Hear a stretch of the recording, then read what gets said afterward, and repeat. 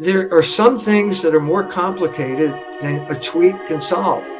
And that's why I write books. But there's also articles that need to be written. The written word is important here, and it's important to stop scrolling and start reading.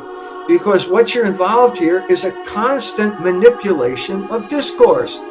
Twitter is orchestrating it through its algorithm, and I'm saying that the government wants this type of disruption. They want you docile and divided. And the one thing that's not going to allow you to be docile and divided is the Catholic faith.